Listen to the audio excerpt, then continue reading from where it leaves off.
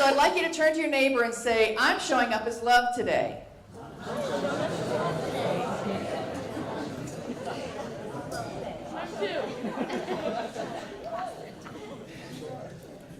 And now turn back to your neighbor and say, I love seeing you as love. I love seeing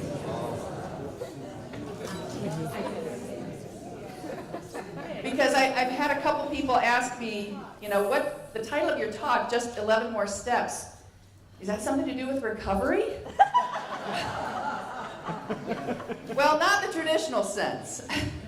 It's about recovering that essence of ourselves, that God essence of ourselves that's always there. Are you with me on that? So I'm going to start with a story. You know how I love my stories. This story is about Captain Lewis Rudd. Captain Lewis Rudd just became the first Brit to walk across Antarctica. Yeah, Antarctica. That's why he's dressed like this. He did it in what they call unsupported, meaning no dog sled, no dogs pulling his sled. He had to pull himself a 400-pound sled. He did this for 56 days, crossing 925 miles. No way. And he did this in one of the most unforgiving landscapes in the world. You have two constants in Antarctica, snow and ice. And he did this almost all going uphill. He crossed from one side of Antarctica to the other. He would stop and sleep in a tent that he would pitch every night, so that sled had his supplies, his food, everything in it. And so when he finished his trip in December of 2018, he was the second person ever to do it. 2 days prior to that, an American had just finished and completed that trip as well. The American and he had been dropped off the exact same day, about a mile apart, widthwise. So then they saw each other for a little while as they were crossing, and then the American just started making better time. A little bit younger man, too. But they both were doing the same thing, trying to survive in a very unforgiving climate, an extreme situation where sometimes there was whiteouts. They couldn't even see. He couldn't even tell where he was going. But he did make it. He did make it. And as he was being interviewed on CBS this morning, Nora O'Donnell said to him, so what kept you going? What kept you going? 56 days, not another soul in sight, nothing there that was really going to help him. And he said, I remembered the story of how a man by the name of Captain Scott. Captain Scott also had done a South Pole expedition. And he and his team had reached the South Pole. They had made it. Then they were on their way back to the supply depot. And they didn't make it. They stopped a little short. And they perished because they just didn't have enough supplies. And he said, someone told him that Captain Scott's expedition, they figured it out, that if they had taken just 11 more steps every single day, they would have made it. Just 11 more steps. And so Lewis Rudd said to Nora O'Donnell, whenever I'm on a polar journey now, and I finish skiing for the day, I just take 11 more steps. Oh my God. That's his way of saying to himself, I'm in this. I'm going to do what it takes to get to the other side of this. And of course, that's an analogy that we can use in our own lives, isn't it? How many times have I been so close to the dream that I had hoped to accomplish if I just taken 11 more steps? 11 more steps. That's not very much. 1, 2, 3, 4, 5, 6. You get the message, otherwise I'm going off the stage. It's not very far. And so I love that concept that he says, every time I finish that night, bone tired, ready to just drop in the snow, he would take 11 more steps. I certainly got inspired by that because I saw that there was someone there who had found that internal mechanism within him to go that extra mile. So consciousness, when we talk about spiritual consciousness, that's a full-time job, isn't it? A lot of times I find people who think that they can just come in, get a couple of nuggets of wisdom, and they've got the world licked. Am I the only one that ever thought that way? And you think, oh, I've got it now. And then you realize this is a continuing journey. That just because you get to one level does not mean that you stop there and rest on your laurels. You continue moving. You continue exploring these ideas. You continue the deepening of understanding of what those ideas are. And so you and I have embarked upon a journey consciously. We have said, consciously, I am here to become a full-time spiritual being. I already am that. I'm just going to practice it. I'm going to practice and live this to the very best of my ability. Do you remember in the movie The Matrix when Morpheus holds out the red pill and the blue pill? And he says, take red or the blue pill, but you can't go back. It's the same thing. That was a very metaphysical movie, by the way. Because as soon as you decide that you are here to live a spiritual principled life, there is no going back. You can't pretend that you don't know these principles any longer. And the universe is there responding to you at every moment of every day. Life is this incredible feedback mechanism. So there are 3 points that I wanted to talk about this morning. And how do we take those 11 steps? How do we make sure that we are continuing that goal of always putting our very best forward? So the first concept is this. Whoops. This is a do-it-yourself teaching. I really wish that I could wave a wand over all of you and go, you are now enlightened. You are now enlightened. You never need worry about anything anymore. Go forth and live an enlightened life, my child. It doesn't work that way. I wish it did. But what I have to do, along with every single person in this room, everyone watching, everyone hearing my voice, is we have to say, this is my own do-it-myself job. I have to live these principles.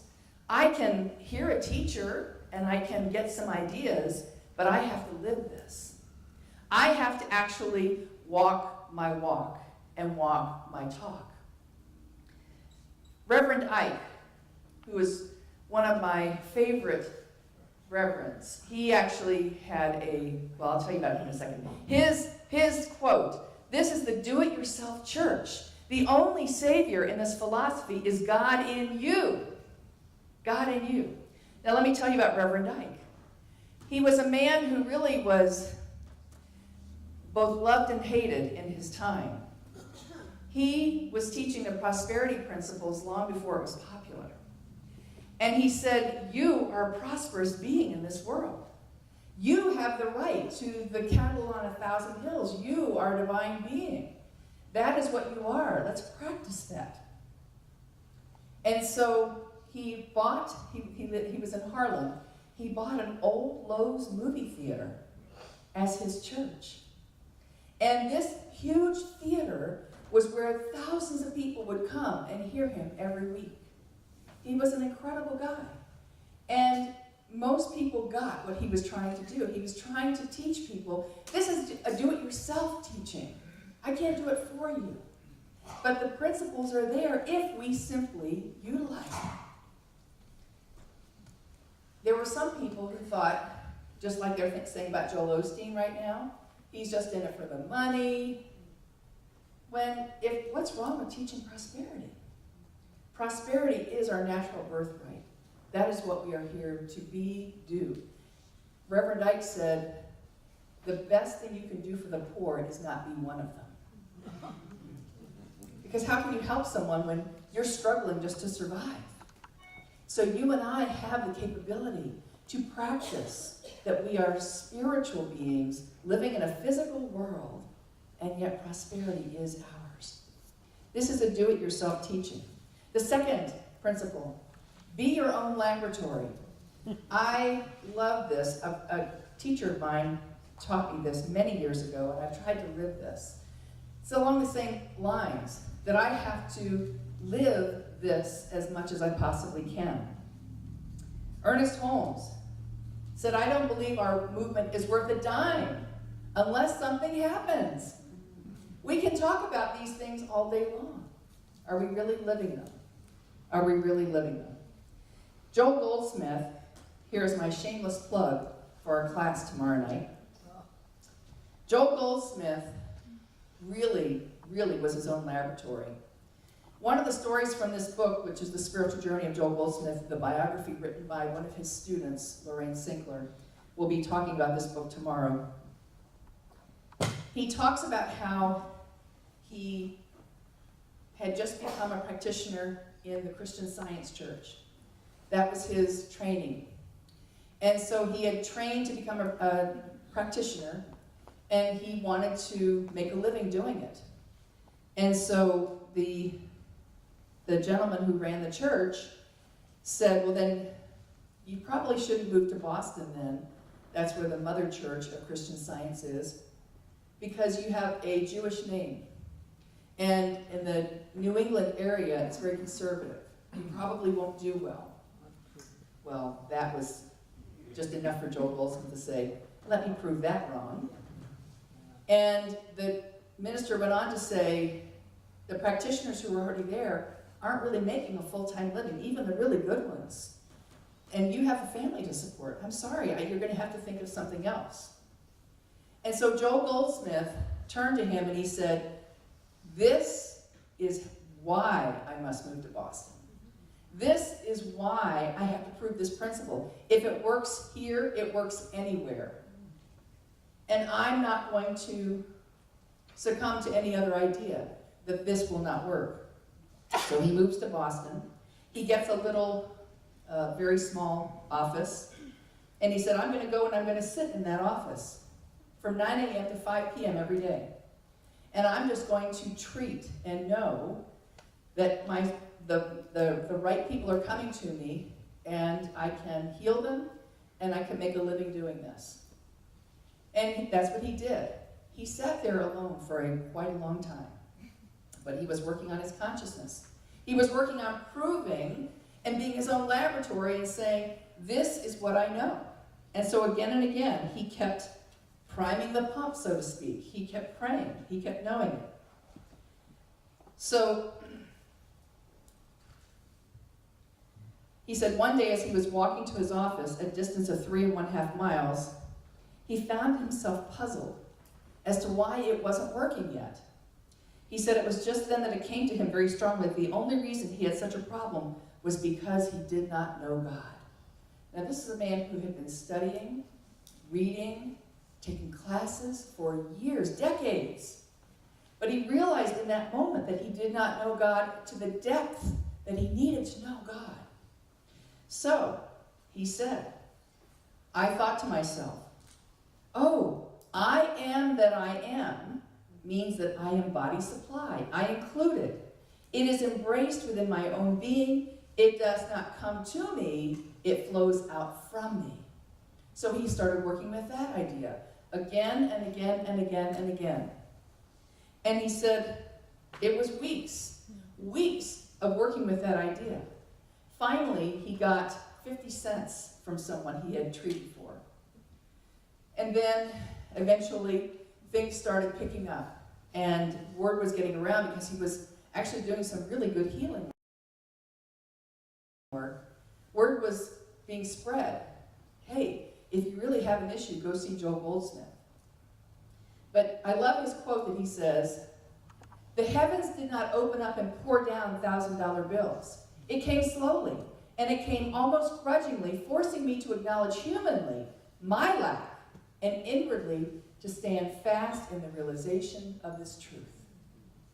He had to hold to that idea and take those 11 steps again and again and again until he proved to himself that he was a divine being.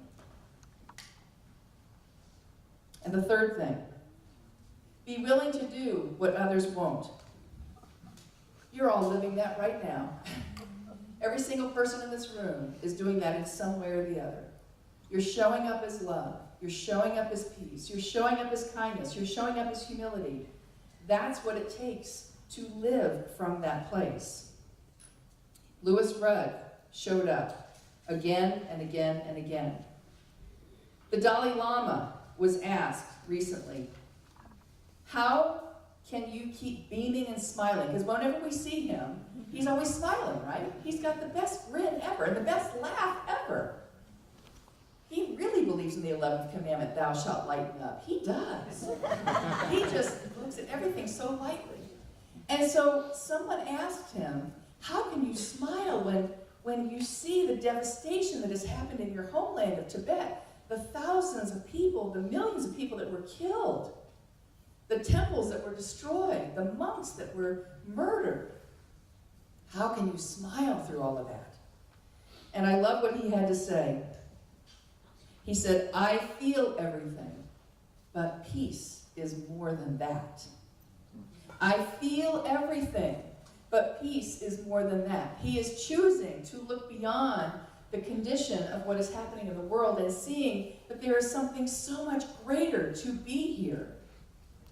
He can still be peace and kindness and compassion and forgiveness and all the things that we find so difficult at times in our lives. The last story I want to tell you talks about a man by the name of Matt Dorio. Matt is someone who just has a smile that lights up the room. He's a young man who works for the Portland Trail Blazers. And he works for the sports team. He does all kinds of things for them. But it was just recently that something very challenging in his life came up. And I'm going to read it because I want you to hear his words. He said, I was just standing in the cashier line at the grocery store. I wore my Portland Trail Blazers Pride sweatshirt today to work. It's one of my favorite articles of clothing. An older gentleman standing right behind me decided to say, why are you wearing that rainbow shirt? Are you some kind of, and he gave a very derogatory, homophobic slur. And so Matt, who could have easily taken offense at that, turned around to the man in line and said, well, sir, I am a gay man, yes. And I wear this to show people that I'm not only proud of myself and my community, but also the organization I work for who supports diversity, equity, and inclusion. Now, most people that would have stopped, right? But not this man behind Matt. Because it just further angered him, and he said, back to Matt, have fun in hell. Hope you're proud of the choice you decided to make. This man then goes on to mumble homophobic slurs to me. Now they're waiting in line in the grocery store.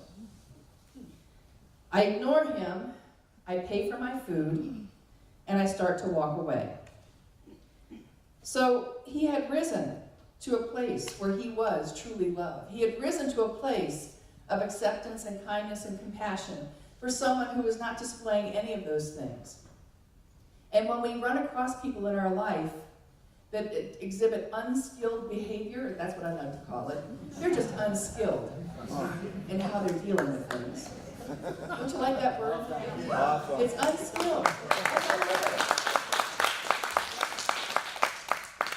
So Matt was displaying that he could not only tolerate this man, he was going to just stand there.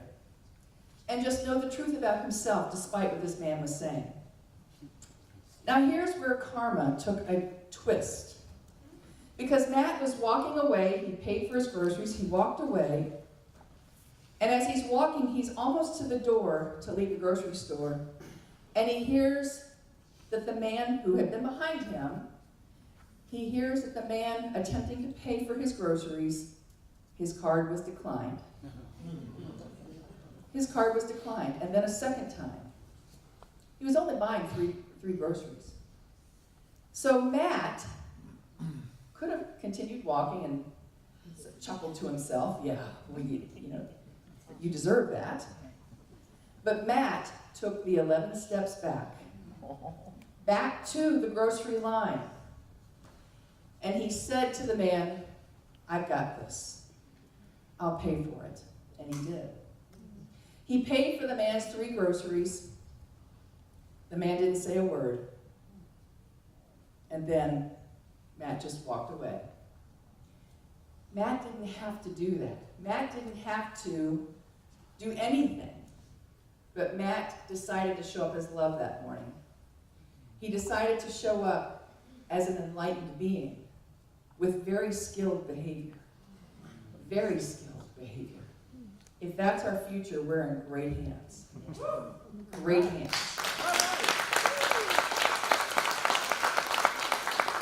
And I think to myself, when I have made those 11 steps back, I hope that I would, because he just modeled for me what to do from here on out when I'm in that situation.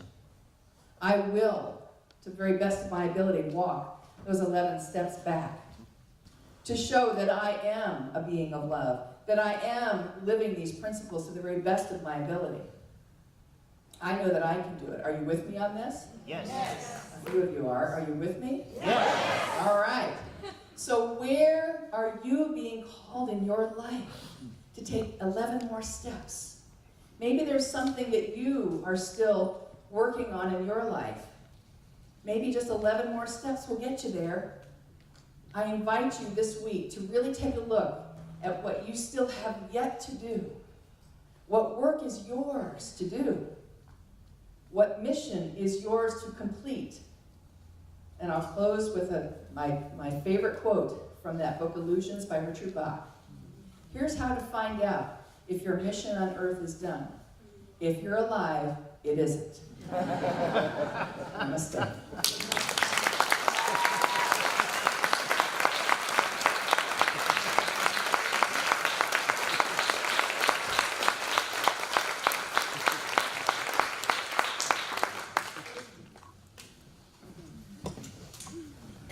Wow, 11 steps. Woo. For our welcomers, greeters, come forward, please. Anybody here for the first time?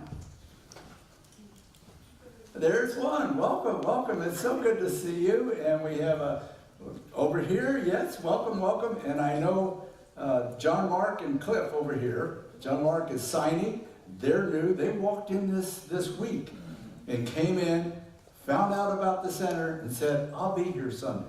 Yeah. Welcome. Yeah. So good to have you here. Yeah. Our welcomers are passing out a little card. Feel free to fill the card out. If you put your email on there, we'll send you some good information. We don't inundate you. We send something out about once a week, kind of let you know what's going on.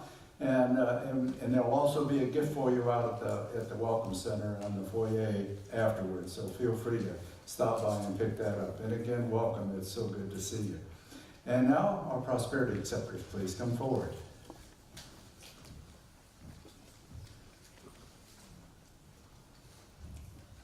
So, take out what you're going to give. If you feel inclined to hold it up to your heart and be gracious, then do so. I invite you to unfold your money. Let it shine. Don't just crumble it up and throw it in the basket. Because if you unfold it and it shines, it goes forth. And it doesn't matter how much it is. It doesn't matter where it came from. It came from your heart, though. We know that. So whatever you give, open it up and let it shine. And I have a check that we received in the mail. And with that, we'll repeat our investment affirmation together aloud. I freely and joyously give from the abundance and fullness of my overflowing wealth, knowing my gift goes with love as it touches and blesses the world. And so it is.